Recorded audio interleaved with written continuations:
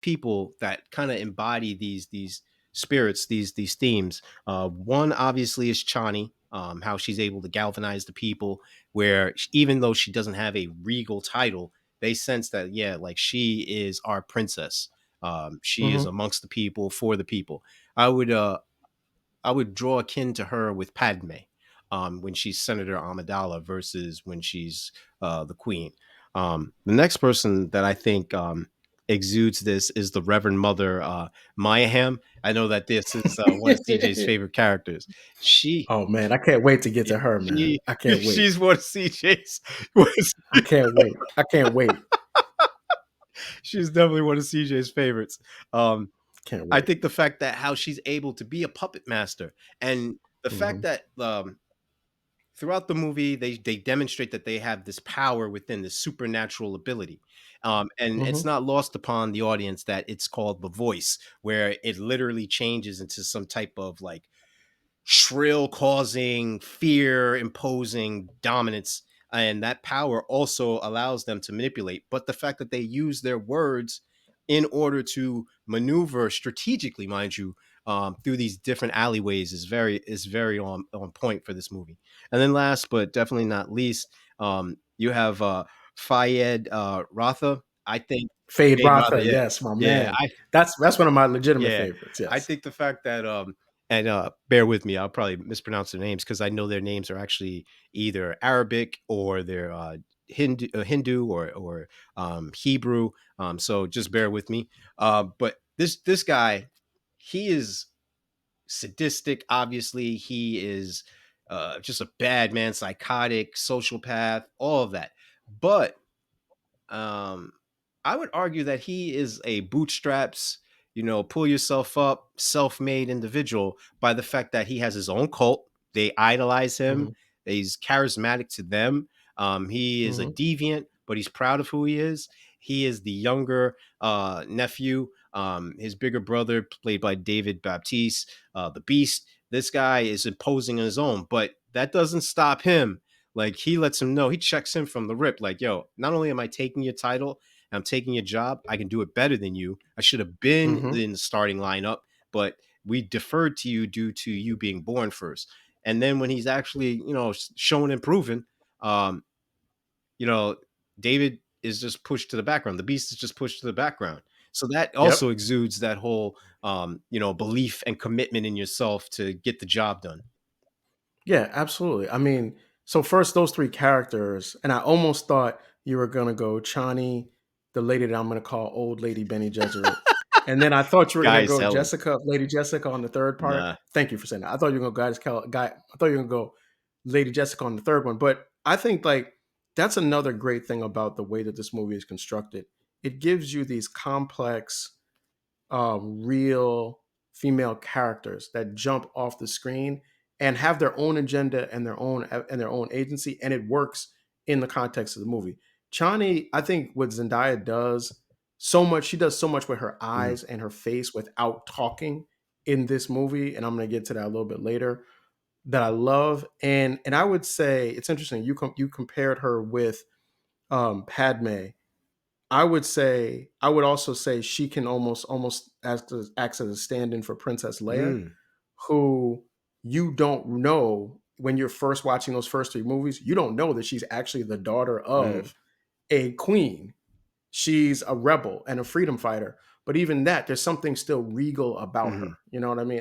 And Chani definitely has that. And I think Zendaya just brings that to every role that she plays. When you're talking about the what was it? What's the Benny Gesserit lady's Yeah, name again? Helen. 'Cause I'm messing up all the It's time. Reverend Mother Helen Gaius Mayhem. Yeah. So here's another. The third disclaimer is we are absolutely going to mess these names up, right? Like my tongue is not made to get all of these, but we're going to try our best, right? Her, she is like the female version of Emperor Palpatine. She's Mm. playing the long game no matter what. At the end, when Lady Jessica says to her, "You chose the wrong side," and she's like, "Don't you know there are no Hmm. sides?" like she tells you right there, like, "Nah, you think it's about this, but really, Three I'm thinking 3,000 years from now." And dimensional chess. yeah, and I like that. I dig that. And then like Fade Rotha, just one of the characters that I really like. I think you really hit on something with him and his relationship with Dave Batista, and the character there. Immediately when you're talking, like I know just on some basketball stuff, I was like, yeah, he like got that he got that Anthony Edwards energy, man, taking that crown from Nikola Jokic. Like, Yeah. yeah, you was the king, but I'm on you now. I'm taking it. Like he definitely has that energy, and I think you hit on a great point. Fade Rotha, you may not like Mhm. him, but he likes Yeah. him. He likes him some Mhm. him. You know what I mean? Like you can tell, like he's like that Nas line when Nas says, like I can't lie, it's fun being Mhm. me. Like Fade Rotha enjoys being a menace. Yeah. like he enjoys it. He loves it. And I think that's the juxtaposition between him and Paul, because they both want the same thing. They both want to be the emperor. But Paul is like almost dragging himself to it. Whereas Fade is like, oh, word, I could be the emperor. Like when Harkonnen tells him, like, I can make you emperor, he's like, oh, word, I'm in, I'm down. Mm. How do we put the work in the bag? Let's go. I think I have pushback on that. Um, I think that it's not that Paul is dragging himself. I think he's doing everything to try and be a good man and keep that part of him, retain his positive outlook on life. Mm-hmm. And I think it's a struggle within, where he's trying to balance what is balance for him. He's got the devil and the Mm-hmm. angel on each shoulder. But as the movie Mm-hmm. progresses, he commits more bad acts, if you will, quote unquote. And that leads We're him gonna get into it. down a path of destruction. I think that the influence of the characters around him, and this is what is so dope about the movie, is the fact that they have these individuals where you don't see them as just like, oh, that's Dave Batista. Oh, that's Christopher Walken. Like they exude and embody the essence of what those characters are trying to achieve. So, for Mm-hmm. example, the Reverend Mother Helen, Gaius Helen, she, like you talked about, she's a complex individual who exudes tendencies that are quote unquote evil. Where she puts Paul's hand in the box and you're thinking like Mm-hmm. no good can come from that. And she's got the poison Mm-hmm. ready to inject him if he flinches or pulls his hand out. Mm-hmm. Like you start thinking like this is a child. You're supposed to be Mm-hmm. motherly. What gives you Yeah. the audacity to do something like that? Yeah. But as you noted, like she picked Lady Jessica, and even the way that like she gets what's her face? The princess. I can't think of her name right now. Played by Black Widow's sister, Pug. Yeah, I Yeah, know. you Pew. pew. The way that she manipulates her, like she's ready to step up. She's like, yeah, I'm willing to do whatever it takes to save my father. You know your role, you know your place. It's go time. Are you ready to come off the Yeah. bench now? And she jumps at the chance.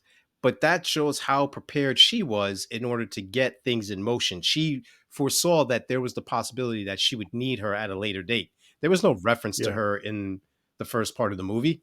So all of a sudden, when Yeah. you see her, maybe as a first time viewer, you're like, "Oh, okay, Yeah. Yeah, I mean, that's the Benny Gesserit are playing the long yeah, game. And what you start to realize in this movie is that they are strategically placing women near seats of yeah, power to usurp the power, definitely, right? And they're very strategic. And they're, like she said, like she told Lady Jessica, she's playing a different type of game. Like you're playing soccer and she's playing mhm, basketball. Like she's playing a whole different type of game where points are being scored differently. I think the one thing that I would just go back to, about the idea of like the emperor and how the emperor sees himself, how Paul sees himself, how Fade Rotha sees himself. It reminds me of in Black Panther when T'Challa first goes to the ancestral mhm. realm, and I always thought that one of the things that really stuck with me with that scene is when his father tells him, "You are a good man with a good Smart, heart, but it's mm, hard for a good be a man to be king, king." yeah, And it's like he doesn't say, "Yo, it's easier if you're a mhm. dirtbag," but even T'Challa learns his father did some cruel stuff Killed his brother, for the to protect the throne and the idea. And there's something about that the characters are wrestling with in different ways. And I know the Emperor basically tells Paul, "Yo, your dad wasn't built for this." Like he tells you, your father was a person of the heart. Your father, he was a weak man, because to them the heart is like Mhm. weakness, right? But he also knows, he's like, yo, I'm looking at you. I can see in your eyes you like cut from the cloth that I am, and I know this maniac behind me, Fade Rotha, is. So, so like, hey, let's all just talk it out. You know what I mean? But that's not, obviously that's not how it You goes. know, I think that's interesting that you point that out, of being of a similar, like seeing yourself in someone else. I don't Mm-hmm. see that's where my pushback is. Fade Rotha is clearly evil and maniacal. You know, look at where he comes from. And I think, you Mm-hmm. know, that's just an obvious pick, just like Lady Jessica was. That's why I didn't use her as a reference point. It was low hanging fruit. Mm-hmm.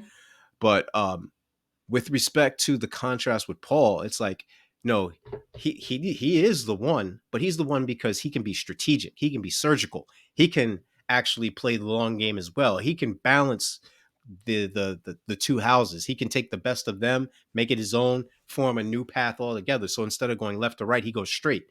But it's this overwhelming presence of greed that is throughout the movie. Mm-hmm. You know, you have it just exude by Vladimir Harkin, where this guy is fat, he's slobbish, you know, but he still has power. He's still a threat. You could still be fearful Mm-hmm. of him. He even checks everybody throughout the movie, like, hey, Mm-hmm. you're replaceable. Like, don't get it twisted for 1 second that I don't have another you on deck. I'm just trying to give Yeah. you an opportunity here. Let's see what you're going to do with it. The fact that he thinks that Leto, Duke Leto was weak, I think that's another example of how he's not able to read the tea leaves. Like, the Emperor knows that he can manipulate them because they're only good for one thing: evilness. Like, they're predictable. They Mm-hmm. are selfish. They are maniacal. They are saboteurs. So he knows what he's getting. The House of Atreides, it's more like they're all good people. They're regal, they're smart, they're enjoyable, they're pleasant to be around, they're attractive, they have their eyebrows, they got hair, you know, like they're not allergic to the sunlight. You don't have to worry about garlic being around them or steaks. You know, it's like you can walk around with crosses. It's all good. But the fact that him calling him weak, I think is the sense that he knows, like, oh, he doesn't have to be violent in order to get what he wants. He can be charming and he can come in and be pleasant, easygoing. He can adapt. He can get the others to assimilate. Like, they're controlling the spices. No, this is not good for business. You know, I don't want to be usurped. I don't want my family to be replaced. So he tries to play off of what he knows. I think when he sees Paul, though, that he's the the the monkey wrench, if you will. He's the one that throws everything out of cuss because he didn't think anybody would know the secret that they're all related. They're all cousins, which is some nasty Yeah. inbred stuff right there. But that's for another day. Yeah. Yeah. I mean, the idea of the greed part is a real thing. Um, and once again, I mean, like this, there's so many relationships between this movie and like the Star Mm. Wars movies and the Matrix movies. What I think about is, you know, in the Matrix, when the the Oracle is talking to Neo about the Merovingian, Oh, and she says, like, you know, what do men with power want? More hour. power, right? The Harkonnens, they, you're right. They're simple because at the end they want more money, more Mm. control, right? The Emperor wants to maintain his power. Even the Atreides come to Dune or Arrakis for Mhm. power, to get power. Like Paul tells us, like Leto tells Paul, like, yo, we have water Mhm. power, we want sand power because that's gonna help us out even more. So they all are part of that cycle and that system, which I think is more of a almost a requirement of a certain level of aristocracy Mm. than anything that is like on a case by case basis. You know, it's almost like trying to find. And I know this is an extreme example, but it's almost like trying to find the nicest person on the plantation. Like, you're a part of the plantation too, so you're okay. Cool. You gave people some Mhm. books, and you didn't like tell Right. the enslaver that they had extra chitlins over Right. there. Like, Right. but you're still on the plant. You still work Yeah. there. Right. Like, you're still on the site. You know what I'm saying? Yeah, So that kind of reminds me of what's that Most Def line? Oh no, it's Talib Kweli, where it's like slaves arguing about who got the flyest chain. You know what I mean? right, I definitely, right. that hit home. That definitely hit home, and I think that's the point of this movie altogether with the various themes and scenes. I mean, like, you got this sense of, like, not only the greed and the lust for power leading to betrayal